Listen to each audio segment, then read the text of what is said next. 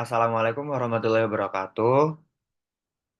Yang terhormat, Bapak Yudi selaku pengampu mata kuliah Teknik Green Building.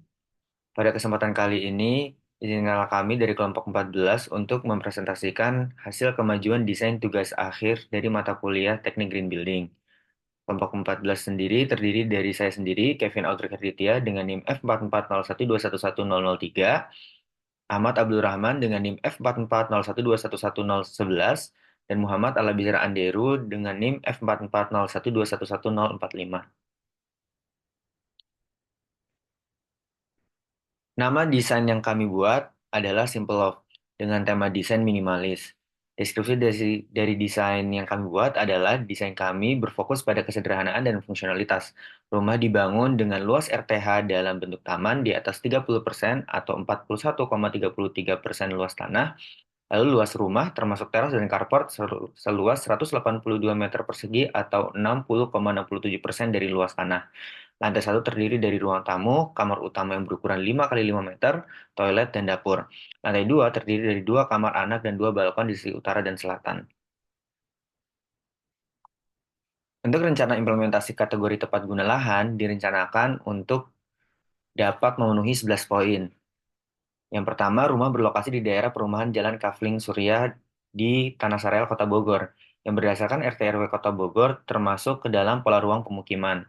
Lalu, luas RTH 30% atau KDH 30% yang diwujudkan dalam bentuk taman seluas 129 meter persegi atau 43% dari luas tanah. Taman ditutupi vegetasi secara menyeluruh yang terdiri dari rumput, semak, tanaman hias, dan pohon. Seluruh vegetasi berasal dari nursery lokal yang berjarak kurang lebih 10 km. Terdapat 3 pohon berkayu sebagai tanaman pelindung. Lalu terdapat juga lokasi pembangunan dikelilingi 8 prasarana dan utilitas dan 10 fasum. Bahan bangunan dari beton maupun kayu anti rayap. Sirkulasi udara direncanakan baik dengan pencahayaan yang cukup. Pipa air maupun lubang yang ada di rumah dilengkapi jaring-jaring dan dinding tidak bercelah untuk menanggulangi hama. Terdapat pula talang hujan pada atap yang tersambung ke tangki pemanen air hujan. Untuk irigasi taman serta limpasan di taman dapat diresapkan ke dalam tanah maupun kolam. Untuk lokasinya dapat dilihat pada peta lokasi rencana pembangunan rumah, dan jika kita bandingkan dengan peta rencana pola ruang Kota Bogor, maka daerah tempat pembangunan rumah termasuk ke dalam kawasan pemukiman. Untuk gambar kerja denah lantai satu sebagai berikut. Dan berikutnya juga terdapat gambar kerja denah lantai 2.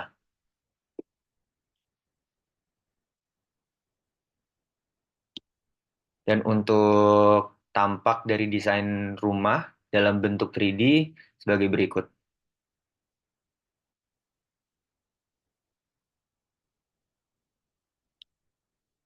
Selanjutnya adalah rencana implementasi kategori efisiensi dan konservasi energi.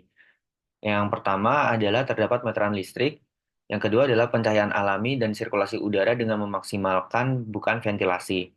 Dan untuk sumber energi listrik alternatif digunakan panel surya. Untuk rencana implementasi kategori konservasi air direncanakan untuk dapat memenuhi 12 poin. Yang pertama yaitu terdapat meteran air, lalu pemasangan grease trap pada bak cuci dapur seperti yang dapat dilihat pada layar, lalu penggunaan bioseptic tank. Nah, dalam rencana implementasi kategori konservasi air diperlukan juga perhitungan kebutuhan air. Kami sudah melakukan perhitungan kebutuhan air dengan total debit kebutuhan perharinya mencapai 11,152 meter kubik per hari atau 11.152 liter per hari. Dengan sumber air yang dibagi menjadi dua, itu sumber dari PDAM dan sumber dari pemanenan air hujan. Sumber pemanenan air hujan dikhususkan untuk untuk alat plumbing kloset, tangki gelontor, dan keran taman. Kami juga membuat perhitungan terkait eh, berapa kebutuhan air yang dibutuhkan ketika digunakan teknologi hemat air. Untuk kebutuhan airnya ternyata didapatkan sebesar 3.221 liter per hari atau 3,221 meter kubik per hari. Tentu nilai ini di bawah dari nilai kebutuhan air yang tadinya dihitung dengan standar SNI. Selanjutnya kami juga menghitung kapasitas untuk penampungan air hujan untuk flush dan irigasi taman.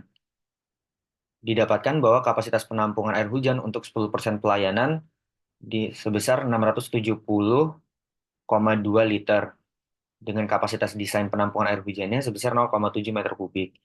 Jadi untuk pemanen kapasitas pemanen air hujan direncanakan hanya untuk 10% pelayanan sehingga untuk keran taman dan juga eh, kloset tetap mendapatkan air bersih dari PDAM. Hal ini dikarenakan eh, agar tangki untuk menampung air hujan tidak terlalu besar. Berikut adalah visualisasi dari tangki penampungan air hujan.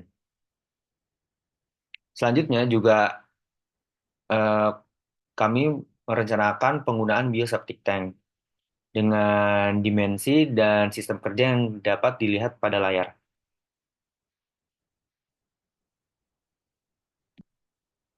Untuk rencana implementasi kategori sumber dan daur material, yang pertama adalah tidak menggunakan HCFC sebagai refrigeran AC.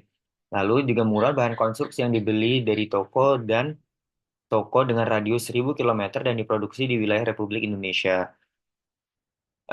Dapat dilihat pada gambar di layar bahwa eh, jarak antara toko bangunan yang akan dijadikan sumber sumber pasokan dari bahan baku konstruksi dengan lokasi konstruksi berjarak 2,4 kilometer sampai 2,9 kilometer.